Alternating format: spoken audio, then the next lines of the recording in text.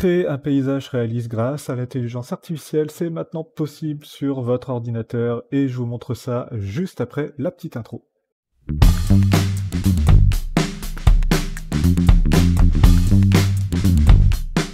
Salut à tous, c'est Laurent et bienvenue dans cette nouvelle vidéo. Aujourd'hui, vidéo un petit peu exceptionnelle car je vais vous présenter un logiciel que j'ai découvert récemment grâce à mon nouvel investissement, mon nouvel ordinateur. Donc j'ai acheté un petit PC portable de gamer, un HP Victus, j'en suis très satisfait. Et en fait, j'ai découvert le logiciel Canvas Beta de NVIDIA, et qui est un logiciel qui vous permet de faire des paysages grâce à l'intelligence artificielle. Et donc, je vais commencer par vous présenter un peu l'interface du logiciel. Donc là, on est sur l'interface, on va ouvrir un nouveau document. Donc on va pas sauvegarder les changements. Hop. Et vous voyez que quand j'arrive sur un nouveau document, j'ai un ciel lambda. Donc je peux choisir le type de vue hein, que je souhaite avoir. Donc soit la dual view, soit la map view, soit l'image view. Donc là, moi je vais prendre la dual view. Comme ça, vous allez voir que on n'a pas besoin d'être artiste pour créer un super paysage réaliste grâce à ce logiciel. Ensuite, donc on a juste ici le petit zoom, donc on va se mettre à 50% pour vous montrer comment je vais procéder pour faire un paysage. Ensuite, il y a les deux petites flèches là du haut qui vous permettent d'aller en avant, en arrière, donc de faire CTRL Z.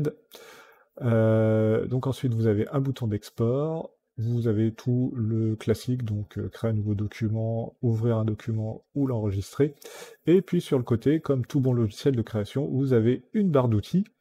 Donc avec ici une brush, la taille de brush qu'on peut choisir. Donc la brush qui est juste ici, le trait, la ligne tout simple, la gomme, le pot de peinture, et puis la pipette pour pouvoir prendre un matériau, et la petite main pour pouvoir se déplacer comme on veut.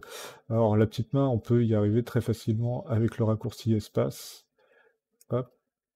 Et quand on clique, quand on maintient sa touche espace de son clavier, on peut y arriver. Petite précision sur ce logiciel, il faut avoir une carte graphique GeForce RTX, ce qui n'est pas donné à tout le monde, mais qui est présente maintenant sur pas mal de PC portables de gamers, ce qui est le cas de mon PC. Et donc du coup, bah, on peut s'amuser à faire ce genre de paysage. Donc comme vous le voyez sur la droite de mon écran, vous avez toute une bibliothèque de matériaux hein, qui va du ciel jusqu'à les murs de pierre, en passant par les montagnes, les arbres, les fleurs, etc., etc.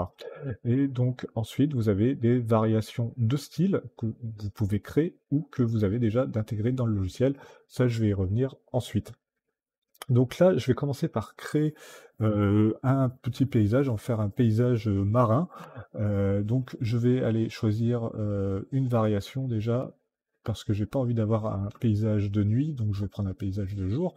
Et puis ensuite, vous voyez que je vais aller sélectionner ma brush, hop, et on commencera toujours avec une image de ciel, c'est ce qu'il y a de par défaut.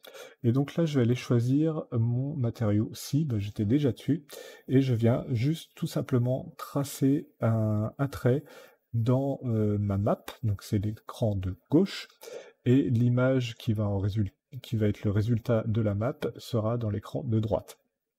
Et donc là, je viens tracer un trait, hop, tout ce qu'il y a de plus bête, et donc vous allez voir que, boum, ça va se transformer tout seul.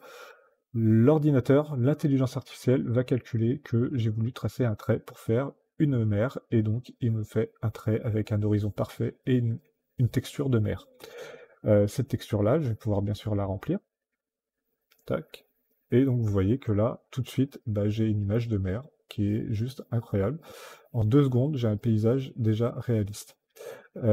Ensuite, on va s'amuser un petit peu. On va aller chercher le sable, par exemple. Hop, vous voyez le sand. Hop, le sable, il est juste ici. Et puis, bah, je vais venir prendre mon outil ligne et je vais tracer une ligne de sable. Et là, hop, voilà, j'ai un petit banc de sable qui s'est mis entre deux mers.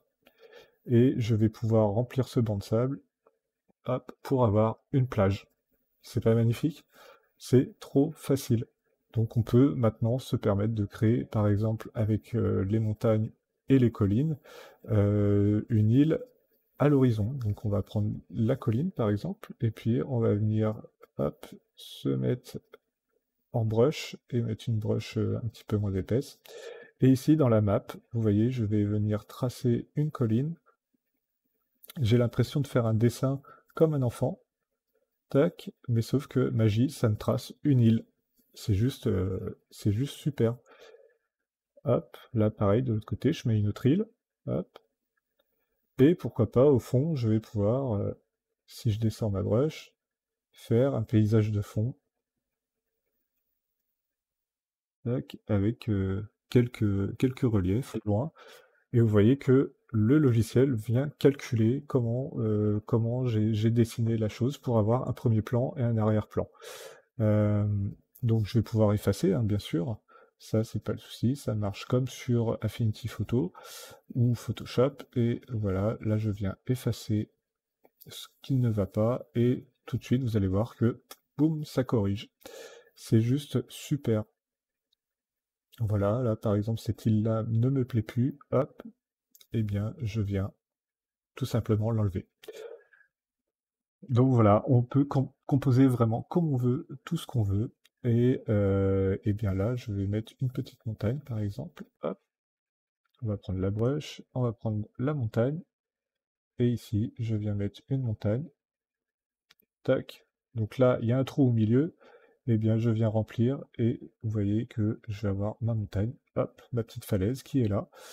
Et en fait, ça va s'adapter selon vos variantes. Donc par exemple, ici, il y a d'autres variantes, vous voyez, variation 2, etc.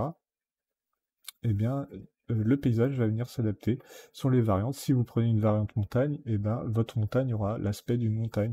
Votre sable aura l'aspect du sable qu'on retrouve à la montagne. Tandis que si vous prenez la variante plage, eh ben, vous avez là tout de suite quelque chose de plus correspondant plus à votre thème ou à votre univers. Donc c'est vraiment génial. Et derrière, bah, je peux très facilement venir mettre une petite colline par-dessus, hop, et il va calculer en temps réel, voilà, que j'ai une colline. Si je veux mettre des arbres, il va me mettre des arbres dessus, tac. Voilà, la végétation, on la voit apparaître.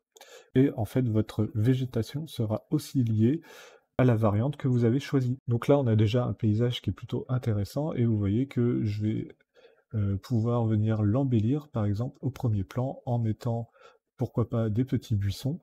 Donc je peux aussi dessiner hein, sur l'image directement, donc ça va prendre un petit peu plus de ressources, mais vous voyez que je peux dessiner mon buisson directement, et que, à côté, l'intelligence artificielle retranscrit mes gestes, hop, sur la map. Donc là, je repasse sur la map, c'est quand même ce qu'il y a de beaucoup plus simple, hein, plutôt que de dessiner sur l'image.